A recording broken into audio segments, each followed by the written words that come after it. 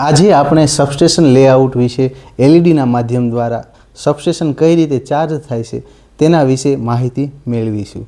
સબસ્ટેશનની આપણે વિઝિટ કરીએ તો મોટા ભાગે સબસ્ટેશનની અંદર ઇનકમિંગ લાઇન હોય છે, આઉટગોઈંગ લાઇન હોય છે, ટ્રાન્સફોર્મર હોય છે, બસબાર હોય, કરંટ ટ્રાન્સફોર્મર, પોટેન્શિયલ ટ્રાન્સફોર્મર, પછી સર્કિટ બ્રેકર હોય છે, પેનલ હોય છે, કંટ્રોલિંગ વાયરિંગ કરેલું હોય, બેટરી ચાર્જર હોય છે, બેટરી રૂમ હોય છે, પછી કમ્પ્રેસર હોય છે. અલગ અલગ કમ્પોનન્ટ્સ ઘણા બધા આપણે સબસ્ટેશનમાં જોઈએ છીએ. લાઇટનિંગ એરેસ્ટર છે વગેરે. તો આપણે આ બધા અલગ અલગ કમ્પોનન્ટ કઈ રીતે સબસ્ટેશનમાં કનેક્ટ થયેલા હોય છે તેમની માહિતી આપણે એક આ એલઈડીના માધ્યમ દ્વારા સમજી શકીએ છીએ. તો પહેલાં આપણે એલઈડી શરૂ કરતાં પહેલાં આપણે આ લેઆઉટ વિશે બેઝિક માહિતી મેળવીએ. તો આ બાજુનો જે પાર્ટ્સ છે એ ઇનકમિંગનો પાર્ટ છે. એટલો પાર્ટ્સ જે છે એ બસબારનો પાર્ટ છે. આ પાર્ટ છે જે આઇસોલેટર સબસ્ટેશન ઇનકમિંગનો પાર્ટ છે. અને આ જે પાર્ટ છે એ સબસ્ટેશનમાં આઉટગોઈંગ ફીડરનો પાર્ટ છે. આ આઉટગોઈંગ બસબાર છે. આ આઉટગોઈંગ સર્કિટ બ્રેકર છે. અને અહીંથી આઉટગોઈંગ આપણે લાઇન ચાર્જ કરી શકીએ છીએ. તો આપણે વન બાય વન એલઈડીથી ચાલુ કરીએ. પહેલાં અહીં આપણે ઇનકમિંગ પાવર સબસ્ટેશનમાં ચાર્જ થયેલો એલઈડીમાં આપણે જોઈ શકીએ છીએ. ત્યારબાદ ઇનકમિંગ પાવર આગળ વધીએ તો અહીં આઇસોલેટર આપણે ચાર્જ થયેલું જોઈ શકીએ છીએ. જે સર્કિટ બ્રેકર પહેલાં આપણે આઇસોલેટર ચાર્જ થયું છે. હવે આ જેવું આઇસોલેટર આપણે ચાલુ થાય ત્યારબાદ આપણે સર્કિટ બ્રેકરને ચાર્જ કરીશું.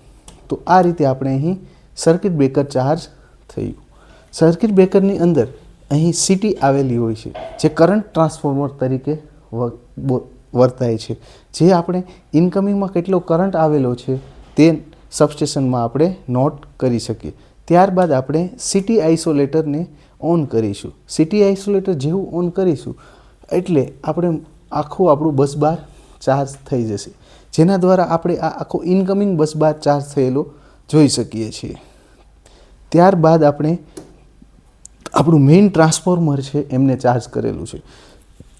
અહીં ટ્રાન્સફોર્મર જેવું ચાર્જ કરીએ તો અહીં ટ્રાન્સફોર્મરની અંદર પ્રાઇમરી વાઇન્ડિંગ છે, અહીં સેકન્ડરી વાઇન્ડિંગ છે. જેવું પ્રાઇમરી વાઇન્ડિંગને આપણે ચાર્જ કરીએ છીએ તેવું આ સેકન્ડરી વાઇન્ડિંગમાં પણ અહીં આપણે જોઈ શકીએ છીએ કે ચાર્જ થયેલું જોવા મળે છે.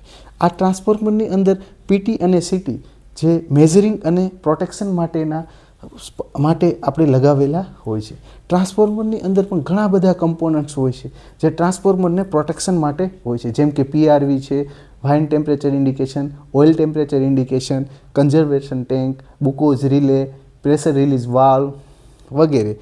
ત્યારબાદ આપણે જોઈએ તો અહીં આપણે સીટી આઇસોલેટરને ઓન કરીશું. સીટી આઇસોલેટર જેવી ઓન કરીશું એટલે આગળ આપણું આઉટગોઈંગ બસબાર ચાર્જ થશે. હવે અહીં આપણે જોઈ શકીએ છીએ કે આપણે આઉટગોઈંગ બસબાર ચાર્જ કરેલો છે. તેના દ્વારા આપણે આઉટગોઈંગમાં એક કરતાં વધારે ફીડરને સર્કિટ બ્રેકરના માધ્યમ દ્વારા ચાર્જ કરી શકીએ. તો જોઈએ તો અહીં આપણે સર્કિટ બ્રેકરમાં પહેલાં આપણે આઇસોલેટરને ઓન કરેલું છે. એટલે કે સીટી આઇસોલેટર આપણે ઓન કર્યું. સીટી આઇસોલેટર ઓન કર્યા બાદ આપણે સર્કિટ બ્રેકરને ઓન કરીએ એટલે આપણું આઉટગોઈંગ સર્કિટ બ્રેકર દ્વારા આપણું આઉટગોઈંગ ફીડર ચાર્જ થાય છે. ત્યારબાદ આપણને અહીં લાલ કલરમાં જે દેખાડે છે જે આઉટગોઈંગ આપણું ફીડર છે. હવે આના પ્રોટેક્શન માટે આપણે લાઇટનિંગ એરેસ્ટરનો ઉપયોગ કરેલો છે જે એલએ તરીકે વપરાય છે. અને આગળના ફીડર માટે પણ આપણે અલગથી આગળ ઇનકમિંગ અને આઉટગોઈંગમાં અલગ અલગ સબસ્ટેશન સાથે ઇન્ટરકનેક્શન માટે આપણે અલગ અલગ ફીડર કનેક્ટ કરેલા છે. Thank you.